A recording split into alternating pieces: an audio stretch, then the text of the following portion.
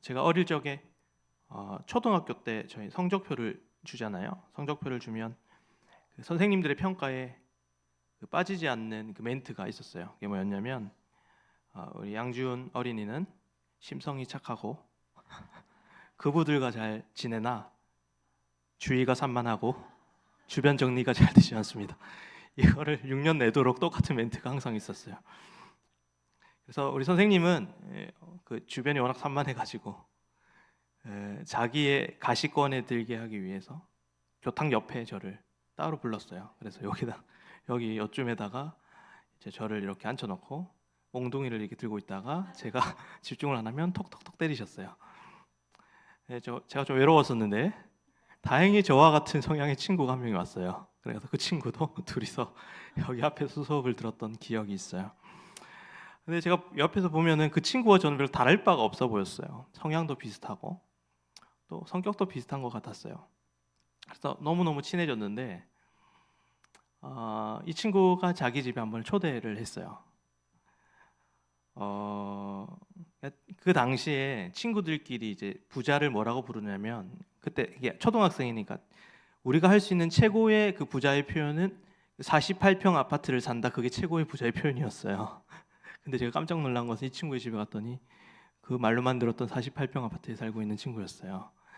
그래서 그 집에 갔더니 아주머니가 한 명 계시고 집을 보는 아주머니가 한 명 계시고 아주 귀티 나는 어머니께서 아주 인자한 얼굴로 저를 맞아주셨어요. 맛있는 음식을 저에게 주시고 같이 이렇게 놀고 있는데 그 집으로 가정교사가 찾아왔어요. 그래서 그 친구는 공부를 하고 저는 집으로 돌아왔어요. 알고 보니까 이제 그 친구의 아버지는 국회의원이셨고 어머니는 교수님이셨어요. 그리고 이제 시간이 지나서 그 친구의 정보를 들었더니 이제 그 친구는 우리나라 최고의 대학에 들어갔고 최고의 기업에 직장을 구했다라는 얘기를 들었고 그 친구의 동생들도 오빠를 따라서 형을 따라서 그 대학에 같이 들어가고 우리나라에서 내놓으라 하는 직장에 다니고 있었다는 소식을 들었습니다. 사실 우리 그 청소년부를 담당하고 있는데 고등부 친구들 중에도 이렇게 하루에 3시간씩 4시간씩 잠자면서 공부하는 친구들이 많거든요. 근데 그 친구들이 무력감을 느끼고 힘든 이유는 무엇이냐면 아무리 열심히 해도 그 격차를 줄일 수가 없다고 얘기를 하는 데서 무력감을 느끼고 허무함을 느끼고 또는 죄책감을 느끼는 그런 모습을 보게 됩니다. 마이클 샌델이라는 하버드 대학의 교수가 있는데 이 사람의 책 중에 공정하다는 착각이라는 책이 있어요. 그 책 속에 보면 우리가 공정한 사회에서 살아가는 것 같지만 사실은 우리의 출발은 다 불공정함 속에서 시작된다라고 이야기를 합니다. 그래서 시간이 아주 문명이 발전된 상황 속에서 살아가고 있는 시대이기 때문에 공정함 속에서 개인의 노력과 성취에 의해서 성공과 성취가 결정된다고 생각하지만 사실은 여전히 우리 자신의 노력과 의지보다는 환경적인 요인과 우연에 의한 결과가 많다고 주장합니다. 그렇기에 아무리 자신이 높은 신분과 소유와 성취를 했을지라도 마이클 샌델 교수는 그것은 자기의 힘이 아니라 우연적 요소에 의해 또는 외부적인 요소에 의해 된 것이기에 겸손한 태도를 취해야 한다고 얘기를 합니다. 이 마이클 샌델 교수의 평가처럼 우리가 살아가는 이 시대에는 굉장히 불공정해 보입니다. 가진 사람들은 더 많은 것을 배우고 더 많은 것을 누립니다. 그러나 못 가진 사람은 많은 것을 배우지 못하고 많은 것을 누리지 못하고 하루하루 힘겹게 살아갑니다. 마이클 샌델의 평가처럼 정말 우리는 불공정한 세상 속에 살아가고 있는 걸까요? 그리고 우리의 삶은 운에 의해 결정되는 삶일까요? 성경은 그게 아니라고 얘기합니다. 성경은 우리의 삶의 모든 것은 하나님의 주권에 의해 결정된다. 하나님의 섭리에 의해 결정된다라고 이야기를 하기 때문에 그렇습니다. 그런데도 불구하고 정말 하나님의 주권을 바라봄에도 불구하고 이 세상은 여전히 불공평한 것 같습니다. 하나님이 정말 공평하신 분이실까요? 여러분들은 그렇게 믿고 계십니까? 오늘 달란트 비유를 통해서 하나님의 공평하심에 대해서 함께 나누고자 합니다. 오늘 달란트 비유는 너무나도 유명한 비유입니다. 그래서 주인은 여행을 떠나면서 어떤 사람에게는 5달란트를 주고 어떤 사람에게는 2달란트를 주고 어떤 사람에게는 1달란트를 주었습니다.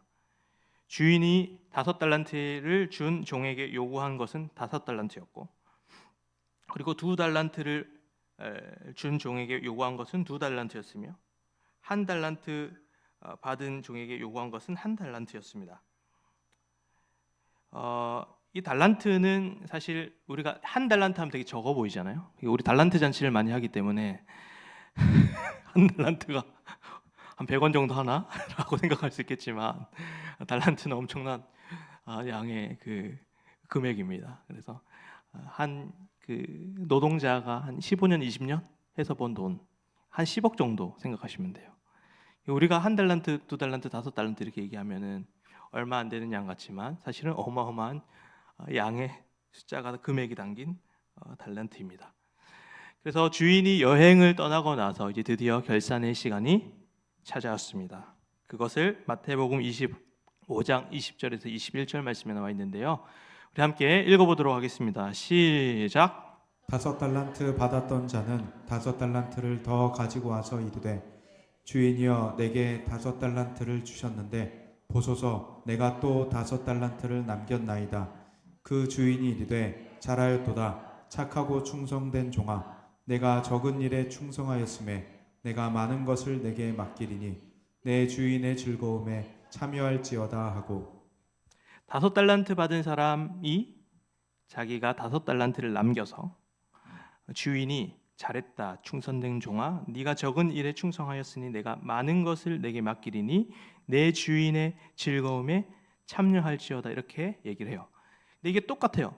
2달란트 가진 사람한테도 똑같이 얘기를 해요. 그래서 헬라어로 봐도 똑같고 한글로 봐도 똑같고 똑같은 말을 해요. 그래서 2달란트 받은 사람도 자신이 받은 2달란트와 새로 벌게 된 2달란트를 내놓았더니 그랬더니 주인은 잘했다 충성된 종아, 네가 적은 일에 충성하였으니 내가 많은 것을 내게 맡기리니 내 주인의 즐거움에 참여할지어다 라고 얘기를 하고 있습니다. 그래서 사실은 이 주인이 바랬던 것은 더 많은 수익이 아니었습니다.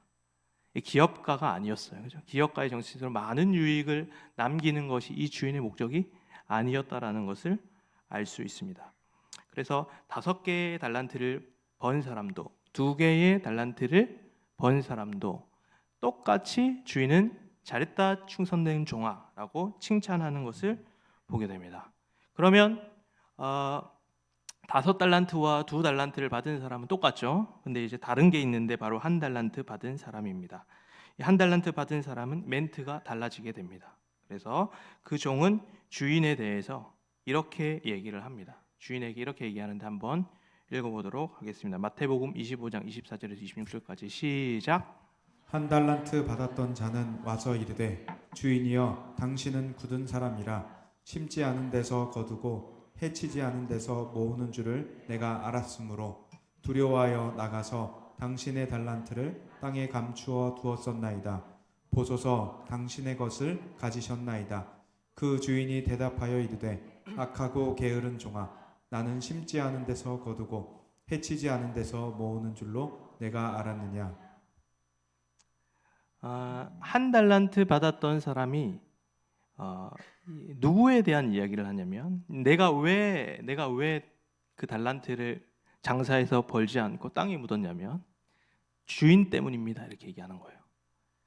그래서 포인트가 좀 다르죠. 우리는 왜 달란트를 이 1달란트 받은 사람이 벌지 않았을까에 대해서 그가 열심히 살지 않았기 때문이라고 생각할 수 있는데 그러지 않아요. 도리어 오늘 본문에 보면은 왜 1달란트 가진 사람은 땅속에 묻었을까? 그건 바로 주인 때문에 그렇다는 거예요. 그래서 주인이여 당신이 굳은 사람이라 이렇게 표현하거든요. 이 굳은 사람은 스컬레로스라고 하는 헬라어인데 거칠다, 굳다, 사납다라는 의미를 가져요. 그 사나운 주인 때문에, 당신이 그런 사나운 사람이기 때문에 그 다음 구절 보면 내가 두려워서 그 달란트를 땅에 묻었습니다라고 대답하는 것입니다. 한 달란트 받은 사람의 문제는 뭐냐면 자기 주인이 누구인지를 정확하게 모르는 데서 기인합니다. 이 한 달란트 받은 사람의 행동의 문제점은 그가 열심히 살지 않았기 때문이 아니라 그가 주인에 대한 잘못된 생각을 가지고 있었기 때문입니다. 주인이 누군지를 잘 몰랐습니다. 이 마태복음의 25장, 특별히 이 달란트 잔치의 비유는요, 달란트의 비유는요, 양쪽이 열처녀 비유와 양과 염소의 비유로 나와 있어요. 그 뭐냐면 예수 그리스도의 다시 오심에 대한 종말론에 대한 그 양 사이드의 가운데 껴 있는 게 바로 달란트 비유거든요. 그러니까 이 무슨 말이냐면 여기서 말하는 주인이 누구인지를 쉽게 알 수가 있어요. 여기서 말하는 주인은 누구일까요? 바로 예수 그리스도이시겠죠. 그래서 그 예수 그리스도. 그러니까 지금 이 한 달란트 받은 사람은 예수 그리스도에 대해 뭐라고 얘기하냐 이렇게 얘기하는 거예요. 그 달란트를 맡긴 그 주인은 딱딱하고 거칠고 사나운 사람입니다. 그러니까 뭐냐면 이 예수 그리스도 이 주인에 대해서 그 주인을 악덕한 사장님으로 생각하는 거예요.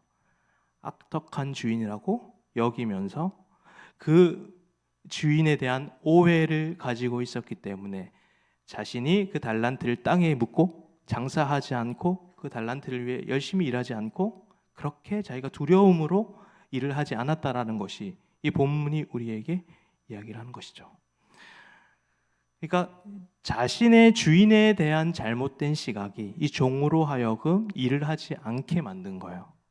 그러니까 자신의 열심 때문이 아니에요. 열심이 부족했기 때문이 아니라 주인에 대한 잘못된 생각과 인식이 이 사람을 일하지 않게 만들었다라는 거예요. 성경에서 말하는 이 주인으로서의 예수님의 모습은 지금 한 달란트 받은 사람이 얘기하는 주인의 모습과 전혀 다른 모습입니다. 제가 강아지를 이렇게 키웠거든요. 그래서 하루는 강아지와 함께 산책을 나갔어요. 그런데 강아지를 묶고 있었던 그 목줄이 끊어지게 되면서 강아지가 차에 깔렸어요. 그래서 그 강아지가 한쪽 다리를 못 쓰게 되었어요. 그래서 그 강아지를 데리고 병원에 갔더니 병원비가 너무 감당이 안 될 정도로 많이 나오는 거예요.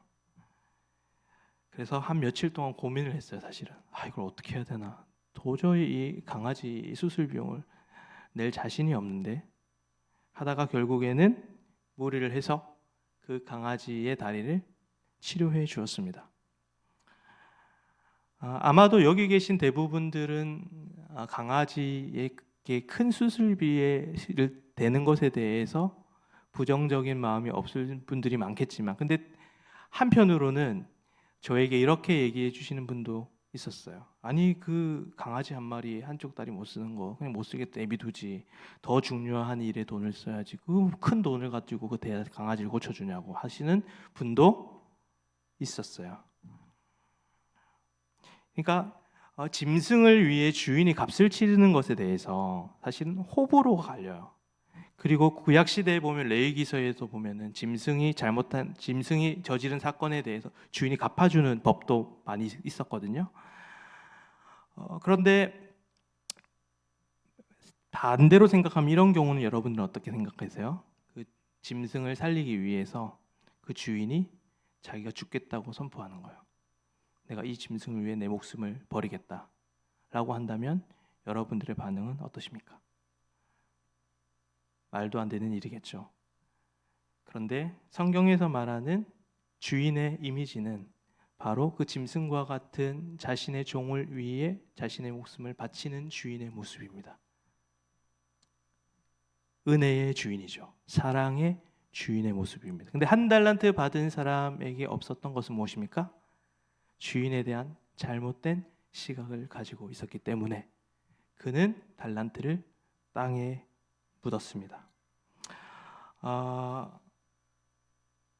예수님은 우리 너무나 사랑하십니다. 예수님은 우리의 주인이시지만 우리는 늘 예수님의 종이라고 표현하지만 우리가 생각하는 우리의 주인은 자신의 목숨을 내어놓는 주인이 주인입니다. 은혜의 주인이고 사랑의 주인이라는 사실입니다. 그래서 우리는 예수 그리스도, 우리의 주인 되신 예수 그리스도를 바라볼 때 언제나 은혜를 먼저 생각해야 합니다. 먼저 달란트를 몇 달란트를 남기느냐 보다 더 중요한 것이 있다면 내 주인이 누구인가를 먼저 생각하는 것이 중요합니다. 우리는 달란트 비율을 생각하면 늘 내가 달란트를 어떻게 남겨야 되나, 열심을 다해 달란트를 남겨야겠다고 생각하지만 지금 이 본문이 강조하고 있는 것은 지금 달란트를 어떻게 남기느냐의 문제가 아니라 주인이 누구냐에 포커스를 맞추고 있다라는 사실입니다. 오늘 본문에 등장하는 이 주인은 한 달란트 받은 자가 생각했던 악독한 주인이 아니라 자신의 종을 위해 목숨을 버린 그 종을 끔찍히 사랑하는 주인이라는 것을 이 한 달란트 받은 자가 몰랐던 것입니다. 이 본문에서 정말 중요한 것은 달란트를 남겼는가가 아니라 달란트를 맡긴 자가 누구인가가 핵심이라는 사실입니다. 우리는 신앙생활을 함에 있어서 늘 내가 한 달란트를 받았는데 한 달란트를 남겼는가를 먼저 생각합니다. 올 한 해 나에게 주신 봉사를 얼마나 잘 감당했는가, 내가 얼마나 신앙생활을 열심히 했는가, 성경을 열심히 읽었는가, 내가 얼마나 기도를 얼마나 많이 했는가, 내가 남긴 그 한 달란트를 보며 내가 충성된 종이구나라고 생각할 수 있습니다. 그러나 본문이 말하는 것은 남겼는가가 아니라 너의 주인이 누구인가를 묻고 있다는 사실입니다. 너는 주인을 어떻게 생각하고 있는지에 대해서 얘기하고 있다는 사실입니다. 그러니까 중요한 것은 예수님이 어떤 분이신지, 예수님이 어떤 일을 하셨는지가 전제되지 않는 섬김과 봉사는 바로 땅속에 묻힌 달란트와 같다라는 이야기를 오늘 본문에서 우리에게 하고 있다라는 사실입니다. 여러분, 우리는 예수님이 맡기신 그 달란트를 맡은 청지기입니다. 먼저는 그 달란트에 집중하고 달란트를 남기는 것보다 예수님이 어떤 분이신지, 예수님이 무엇을 하셨는지를 먼저 생각하는 우리가 되기를 소망합니다. 한 달란트 받은 종은 예수님이 나를 얼마나, 그 주인이 나를 얼마나 사랑하는지를 몰랐습니다.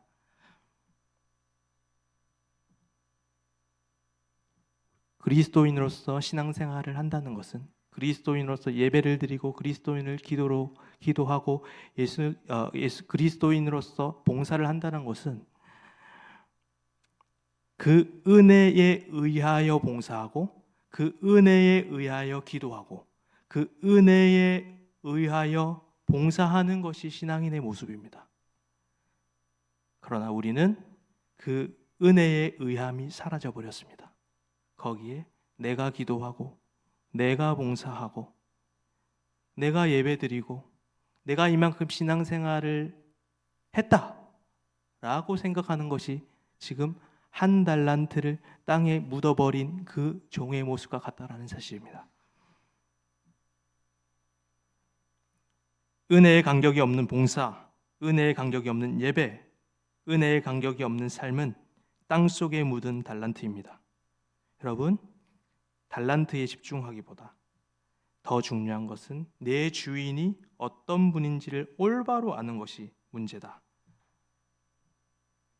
우리의 삶이 온통 그 그리스도의 은혜에 의하여 살아가고 은혜에 의하여 행동하고 그 은혜가 이끌어가는 삶을 살아가시는 달란트를 남기는 우리 모든 성도님들 되기를 소망합니다. 여러분들이라면 1달란트 받은 사람이 있고 2달란트를 받은 사람이 있고 5달란트를 받은 사람들이 있다면 몇 달란트 받은 종이 되고 싶습니까? 1달란트가 아까 말한 대로 10억 정도 된다면 여러분들에게 누군가가 주인이 와서 10억을 맡기고 20억을 맡기고 50억을 맡긴다면 여러분은 몇 억 받는 종이 되고 싶으십니까? 아마 대부분 50억이라고 이야기하지 않을까요? 그런데 좀 머뭇거리는 이유는 무엇입니까?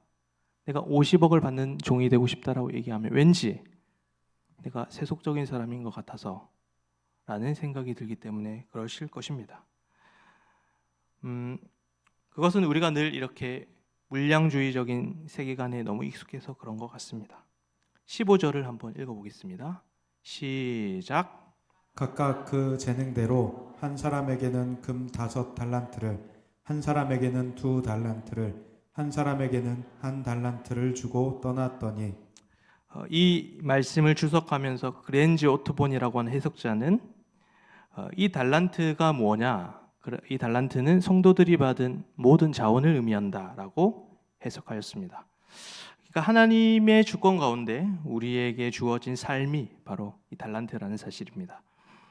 오늘 본문에 보면 1달란트, 2달란트, 5달란트를 준 배경에는 그 재능대로 나눠줬다라고 얘기를 합니다. 그 재능대로. 그러니까 1달란트 받은 사람은 1달란트를 관리할 수 있는 재능이 있었던 거고, 2달란트를 받은 사람은 2달란트를 관리하는 재능이, 5달란트는 5달란트 관리할 수 있는 재능이 있었다는 것입니다. 만약 누군가가 저에게 50억을 주면서 사업을 한번 운행해 보라고 한다면 저는 하나도 행복하지 않을 것 같습니다. 왜냐하면 저는 50억을 이렇게 사업을 운영할 수 있는 재능이 없기 때문에 그렇습니다. 그래서 하나님은 각자의 삶에서 각자에 맞는 달란트를 맡겨주시는 것입니다. 문제는 무엇이냐면 바로 비교가 문제입니다. 중국집에 가면 언제나 우리는 짜장면을 먹을지 짬뽕을 먹을지 고민합니다. 그래서 짜장면을 먹으면 짬뽕 먹는 사람이 너무 맛있어 보이고, 짬뽕을 먹으면 짜장면 먹는 사람이 너무나 맛있어 보이는 것이죠. 선악을 알게 하는 나무도 마찬가지예요. 하나님께서 야 너에게 다 주겠다. 근데 저 선악을 알게 하는 나무는 내 거다 라고 얘기했잖아요. 그랬더니 아담과 하와가 뭐에 관심을 갖습니까? 하나님 거에 관심을 갖습니다. 이게 늘 우리의 모습입니다. 늘 비교하며 살아가는 것이 우리의 모습이라는 것입니다. 이 비교함을 통해 정체성을 살아가고 있는 것이 이 시대의 시대 정신이라는 것입니다. 그리고 죄의 본질은 늘 비교하게 만드는 것입니다. 자크 락강이라고 하는 심리학자가 있습니다. 자크 락강이 한 유명한 말은 우리는 타인의 욕망을 욕망하는 존재라고 표현합니다. 내가 좋아서 행복한 것이 아니라 타인이 나를 보며 부러워하는 그것을 보면서 내가 행복해한다는 것입니다. 예를 들자면 이런 것입니다.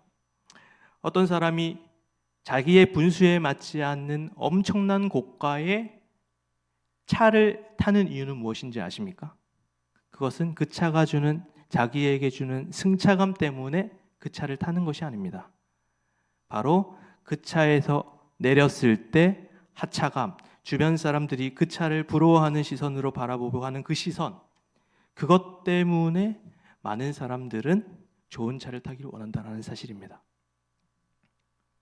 무엇입니까? 바로 상대방과의 비교를 통해 나의 정체성을 결정하는 것입니다. 오늘 비유해 보면요, 달란트가 5개, 2개, 1개입니다. 왜 5개고, 왜 2개고, 왜 1개일까요? 6개, 3개, 1개 이렇게 하면 될까요? 곰곰이 생각을 해봤어요. 왜 5개고, 왜 2개고, 왜 1개일까? 곰곰이 생각하면 이거예요. 1개 가진 달란트를 있는 사람이 아무리 노력을 해도 2개 있는 사람을 넘어설 수 없습니다. 그렇죠? 2개 있는 사람을 아무리 노력을 해도 5개 받은 종을 넘어설 수 없습니다. 그렇죠? 이것이 우리에게 주는 메시지는 무엇입니까? 비교하지 말라라는 것입니다. 나에게 주신 가정, 나에게 주신 재능, 나에게 주신 사람, 나에게 주신 직장, 어쩌면 주님이 나에게 주신 모든 자원이 나에게 주신 달란트일 수 있습니다. 우리의 삶을 한번 돌아볼까요? 여러분은 과연 한 해를 살아가며 여러분 각자에게 주신 그 달란트에 만족하며 감사하며 살아가고 있습니까? 아니면 아직도 저 사람처럼 되지 못하며, 저 가정처럼 되지 못하며, 우리가 저 사업장처럼 되지 못하며 비교하며 만족하지 못하는 모습이 우리의 모습 아닙니까?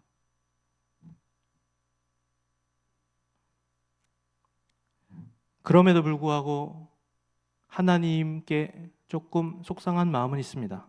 그래도 하나님 5개 주시면 감사할 텐데요. 왜 하나만 주십니까?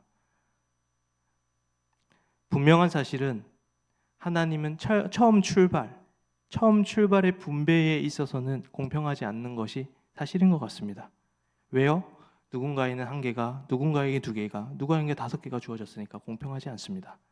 그러나 하나님이 공평한 이유는 무엇입니까?